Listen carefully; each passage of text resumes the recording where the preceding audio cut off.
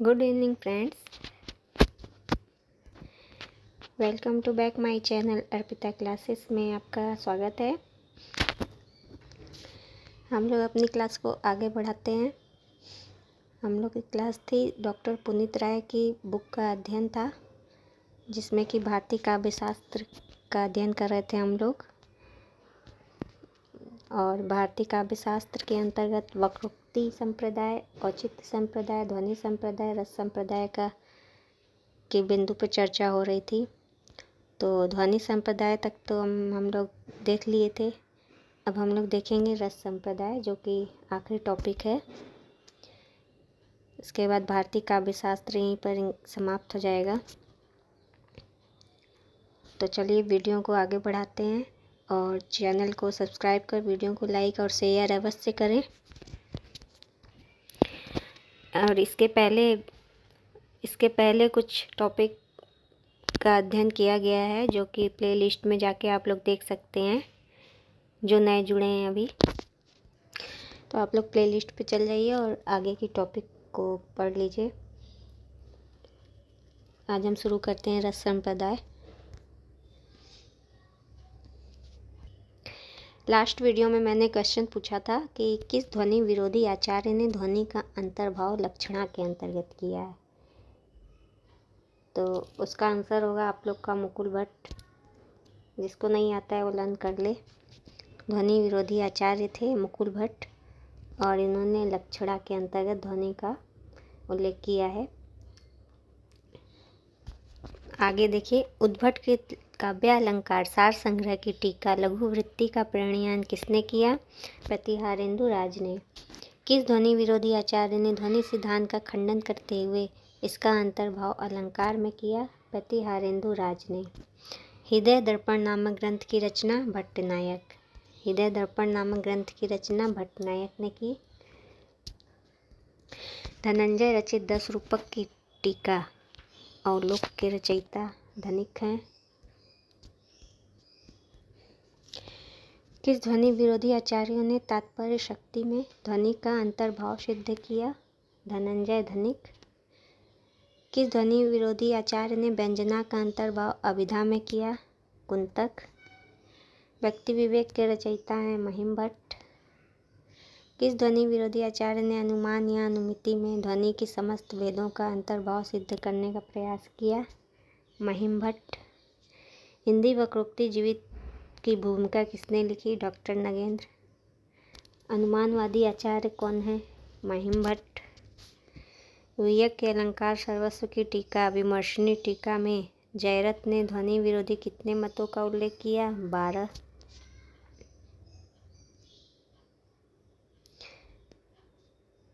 आनंदवर्धन ने ध्वनि विरोधी 3 मत का उल्लेख किया। अभाववादी, भक्तिवादी, अलक्षणीयतावादी। इसको अनिर्वचनीयतावादी भी कहा जाता है।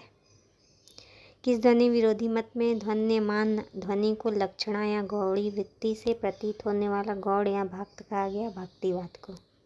अब देखिए, यहाँ से हम लोग का रस संप्रदाय शुरू होता है।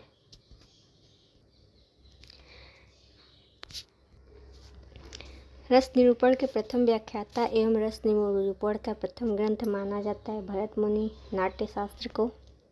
अभिनव गुप्त की अभिनव भारती और शारदा तनय के भाव प्रकाशन में भरत पूर्व रस मीमांसा की 2 परंपराएं उल्लिखित है, जिनमें प्रथम के पुरस्कर्ता दुहिणी थे और दूसरे के वाष्पी। प्रथम मत 8 रसों को मान्यता देता था, तो द्वितीय के अनुसार शांत रस जो रस मान्य थे। भरत ने नाट्य शास्त्र में मुख्य 4 रस बताए हैं: श्रृंगार, रौद्र, वीर और विभत्स। इसमें क्रमशः 4 अन्य रस थे: हास्य, करुण, अद्भुत, भयानक। भरत के अनुसार रस के देवता और उनके रंग थे। देखिए, रस थे, रंग थे एंड देवता थे। श्रृंगार रस के श्याम रंग विष्णु देवता। हास्य रस के श्वेत रंग प्रमथ देवता। करुण रस के कपोत रंग यम देवता। रौद्र रस के रक्त रंग और रुद्र देवता। वीर रस के गौर रंग और महेंद्र देवता। भयानक रस के कृष्ण रंग और काल देवता। बदलते हुए पैटर्न के अनुसार ये पूछा जा सकता है, इसीलिए इसको आप लोग अच्छे से देख लीजिएगा। भरत ने, और देखिए भयानक रस के थे कृष्ण रंग, काले काल देवता थे, और विभत्स रस के नीला रंग और महाकाल थे। अद्भुत रस के पीत और ब्रह्मा थे। भरत ने हास्य रस के कितने भेदों का उल्लेख किया है? तो 8। स्मित, हासित, विहसित, उपहसित, अवहसित, अतिहसित, आत्मस्थ, परस्थ। वीर रस के 3 भेद है, दानवीर, धर्मवीर, युद्धवीर। किस आचार्य ने ये माना था? भरत मुनि ने। भरत ने अपने रस विवेचन में किस रस को स्थान दिया था? शांत रस को। भरत के अनुसार नाटक का मुख्य ध्येय है रस निष्पत्ति। नाटक का मुख्य ध्येय रस निष्पत्ति। किस अलंकारवादी आचार्य ने रस को अलंकार न मानकर अलंकार स्वीकार किया था? भामा ने। वाक्यस्य ग्राम्यता योनि माधुर्य दर्शितो रस। दंडिका है। वाक्यस्य ग्राम्यता योनि माधुर्य दर्शितो रस। किस अलंकारवादी आचार्य ने रसवत, प्रेयस, ऊर्जस्वी एवं समाहित अलंकार के रूप में रस के विविध रंगों का विवरण प्रस्तुत किया है? तो उद्भट ने। किस आचार्य ने रीति को काव्य की आत्मा मानकर रस को गुण के अंतर्गत स्थान और कांति गुण का वर्णन करते हुए रस से युक्त माना? वामन। दीप्त रसत्वम कांति वामन का है। किस आचार्य ने शांत और प्रयान नामक 2 अन्य रसों का वर्णन कर उनकी संख्या 10 कर दी? रुद्रट ने। रुद्रट ने 2 रस माने, शांत, प्रयान। किस अलंकारवादी आचार्य ने रस को अलंकार की दास्ता से मुक्त कर दिया? रुद्रट ने। ये भी बहुत बड़ा क्वेश्चन आया है एग्जाम में। किस आचार्य ने सर्वोत्तम वृत्तियों के रसानुकूल प्रयोग पर बल देकर रस सिद्धांत के इतिहास में सर्वथा नूतन तथ्य प्रस्तुत किया है? रुद्रट ने। किस आचार्य ने श्रृंगार के संभोग और विप्लंब के प्रकार के अतिरिक्त 2 अन्य नवीन भेद प्रच्छंद तथा प्रकाश का उल्लेख किया है? तो रुद्रट ने।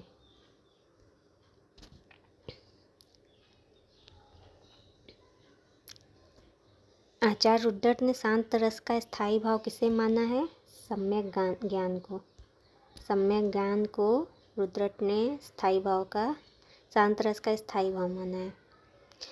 और किस आचार्य ने श्रृंगार रस के अंतर्गत नायक नायिका भेद का निरूपण कर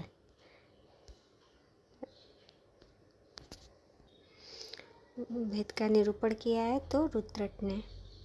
और हृदय दर्पण नामक ग्रंथ की रचना की है भट्ट नायक ने। धनंजय धनिक 10 रूपक की टीका और लोक के रचयिता हैं धनिक। किस ध्वनि विरोधी आचार्य ने तात्पर्य शक्ति में ध्वनि का अंतर्भाव सिद्ध किया है? धनंजय धनिक। किस ध्वनि विरोधी आचार्य ने व्यंजना का अंतर्भाव किया है? कुंतक। व्यक्ति विवेक के रचयिता महिम भट्ट हैं। किस ध्वनि विरोधी आचार्य ने अनुमान या अनुमिति में ध्वनि के समस्त भेदों का अंतर्भाव सिद्ध करने का प्रयास किया है? तो महिम भट्ट। हिंदी वक्रोक्ति जीवित की भूमिका किसने लिखी है? डॉक्टर नगेंद्र ने। अनुमानवादी आचार्य महिम भट्ट हैं। हुय्यक के अलंकार सर्वस्व की टीका विमर्शनी टीका में जयरथ ने ध्वनि विरोधी कितने मतों का उल्लेख किया है? तो 12। हुय्यक के अलंकार सर्वस्व और विमर्शनी टीका हुय्यक का है, जिसमें कि 12 मतों का उल्लेख किया गया है। 1950 ईस्वी के आसपास के काल को विभावैर्नुभावश्च सात्विक व्यभिचारिभि अनियमानं स्वादत्वं स्थायी भाव रसमृतम्।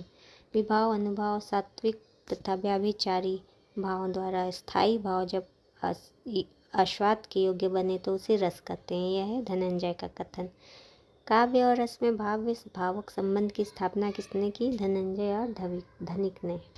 किस आचार्य ने श्रृंगार को एकमात्र सार्वभौम रस के रूप में मान्यता दी है? तो भोज ने। श्रृंगार सार्वभौम रस माना है। इस आचार्य ने वाग्मय को 3 भाग वक्रोक्ति, रसोक्ति, स्वभावोक्ति विभक्त कर रसोक्ति को साहित्य का सर्वोत्कृष्ट माना है? तो भोज ने। किस आचार्य ने प्रेयस, शांत, उदात्त, उदत्त नामक 4 नवीन रस किए हैं और रसों की संख्या 12 कर दी है? तो भोज ने। देखिए प्रेयस, शांत, उदात्त, उदत्त। बदलते हुए पैटर्न में अब ये सब रस पूछ सकते हैं नए नए। भोज ने 12 रसों का विवेचन किया, जिसमें 4 नवीन हैं, प्रेयस, शांत, उदात्त और उद्धत। इनके स्थायी भाव क्रमशः स्नेह, धृति, तत्वाभिनिवेशी और मति एवं गर्व हैं। इन्होंने शांत रस के पूर्व स्वीकृत स्थायी भाव सम को धृति का ही एक रूप माना है। भोज ने रस का मूल किसे कहा है? तो अहंकार को कहा है।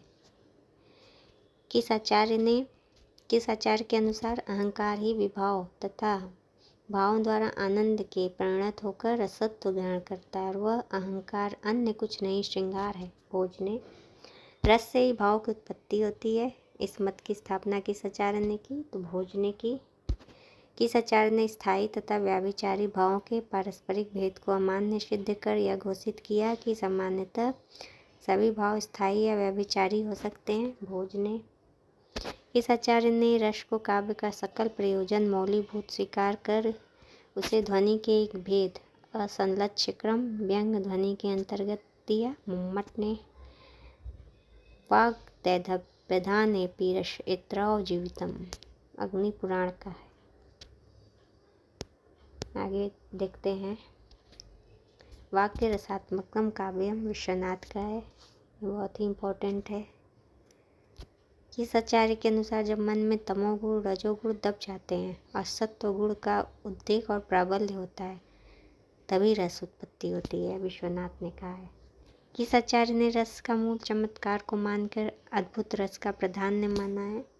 विश्वनाथ ने। वात्सल्य नामक स्वतंत्र रस वर्णन किस आचार्य ने किया है? विश्वनाथ ने। वत्सल नामक भाव प्रकाशन ग्रंथ है शारदातनय। भाव प्रकाशन शारदातनय।